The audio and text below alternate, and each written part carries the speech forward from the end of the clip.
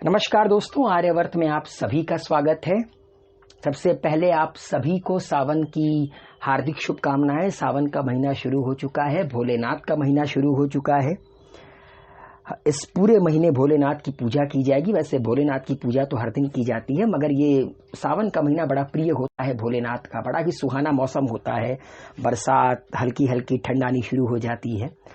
तो दोस्तों, इस सावन के महीने में हम भोलेनाथ की पूजा करते हैं, मगर भोलेनाथ की पूजा के दौरान कुछ चीजें ऐसी हैं जो हम नहीं चढ़ाते हैं भोलेनाथ को। मतलब कि अगर आप ये सारी चीजें चढ़ाते हैं तो भोलेनाथ रुष्ट हो सकते हैं। तो आज मैं आपको वो 8 पूजन सामग्री के बारे में बताऊंगा जो भगवान भोलेनाथ को नहीं चढ़ाया जाता। वैसे तो कई सारी चीजें नहीं चढ़ाई जाती, मगर वो 8 पूजन सामग्री कौन से हैं उसका जिक्र आज हम करेंगे। तो आइए शुरू करते हैं आज का सफर।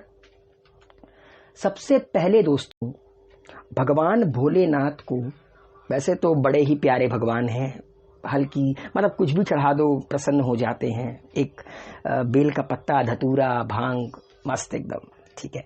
लेकिन कुछ चीजें हैं, जैसे कि शंख से जल कभी भी भगवान भोलेनाथ को अर्पित नहीं करना चाहिए। क्यों? क्योंकि भगवान शिव ने शंखचूड़ नाम के एक असुर का वध किया था, और शंख को उसी असुर का प्रतीक माना जाता है। और जिस शंखचूड़ की मतलब जिसका वध किया था भगवान शिव ने, वो भगवान विष्णु का परम भक्त था। इसीलिए भगवान विष्णु की पूजा में शंख का इस्तेमाल होता है, मगर भगवान शिव की पूजा में शंख का इस्तेमाल नहीं करना चाहिए।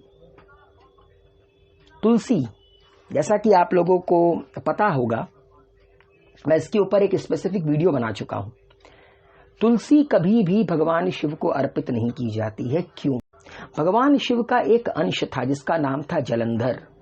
वो असुरी प्रवृत्ति का था, और उसकी जो पत्नी थी जिसका नाम था वृंदा, जिनकी हम पूजा करते हैं आज के दौर में तुलसी के तौर पर, वो बड़ी ही पतिव्रता नारी थी।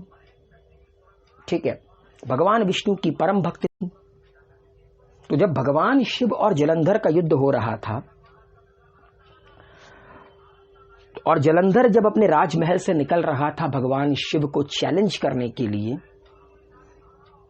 तो वृंदा को ये बात पता थी कि भगवान शिव कौन है। जलंधर तो अपने अहंकार में एकदम बिल्कुल चूर था, उसको पता नहीं था वो किसको चैलेंज करने जा रहा है। तो वृंदा ने जलंधर से कहा कि जब तक आप युद्ध से वापस नहीं आएंगे तब तक मैं पूजा करती रहूंगी, और जब तक मैं पूजा करती रहूंगी आपको हानि नहीं पहुंचेगी। ये बात देवताओं को भी पता थी कि वृंदा बड़ी ही पतिव्रता और बड़ी ही पवित्र स्त्री है। जब तक ये पूजा में बैठी है तब तक जलंधर को हराना मुश्किल होगा। इसीलिए सब लोग पहुंचता है भगवान विष्णु के पास। भगवान विष्णु सारी बातें सुनते हैं और कहते हैं कि अधर्म को रोकने के लिए मुझे थोड़ा सा अधर्म करना पड़ेगा। भगवान विष्णु जलंधर का रूप लेते हैं, और जलंधर की जगह पर जलंधर का रूप लेकर, उसकी वेशभूषा लेकर पहुंच जाते हैं। कहां पर? वृंदा के सामने। वृंदा को लगता है उनके पति वापस आ गए, जलंधर वापस आ गया है, और वृंदा पूजा से उठ जाती हैं, और पूजा वो अपनी कंप्लीट नहीं कर पाती हैं, क्योंकि जलंधर तो उधर लड़ रहा था, और भगवान शिव सती के साथ मिलकर, मतलब भगवान शिव और शक्ति मिलकर जलंधर को उसके अंजाम तक पहुंचा देते हैं। तब वृंदा श्राप देती हैं कि मेरा इस्तेमाल भगवान शिव की पूजा में नहीं होगा। वैसे श्राप तो भगवान विष्णु को भी उन्होंने दिया था। तो तुलसी कभी नहीं चढ़ाई जाती भगवान शिव को। तीसरी चीज जो भगवान शिव को नहीं चढ़ाना चाहिए वो है काला तिल, क्योंकि तिल भगवान विष्णु के मैल से उत्पन्न हुआ माना जाता है। इसीलिए भगवान शिव को तिल नहीं चढ़ाया जाता।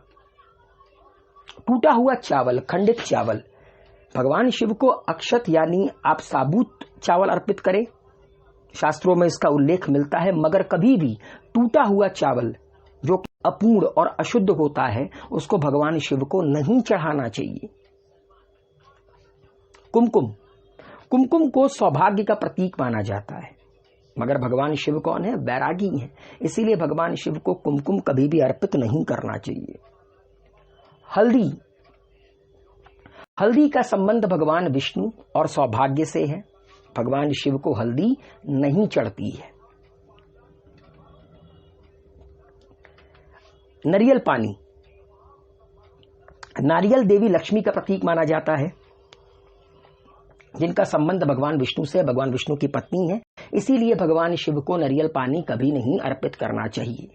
इसके अलावा 2-3 चीजें और हैं, जैसे केवड़ा का फूल, और उसके बाद जो खंडित बेलपत्र है वो कभी नहीं चढ़ाना चाहिए, क्योंकि ये सारी चीजें चढ़ाने से भोला नाराज हो जाता है। तो भोला को नाराज नहीं करना है, बल्कि भोला को मनाना है। तो गलती से भी इन सारी चीजों का इस्तेमाल इस सावन में भगवान शिव की पूजा करने के लिए ना करें। उम्मीद है ये इस पर आप लोगों को अच्छा लगा होगा, ज्ञानवर्धक होगा। आर्यवर्त को सब्सक्राइब कीजिए, आर्यवर्त की वीडियो को लाइक, शेयर, कमेंट कीजिए, और बेल आइकन के बटन को प्रेस करना ना भूलिए, ताकि आने वाले सफर में आप लोग मेरे साथ चल सकें।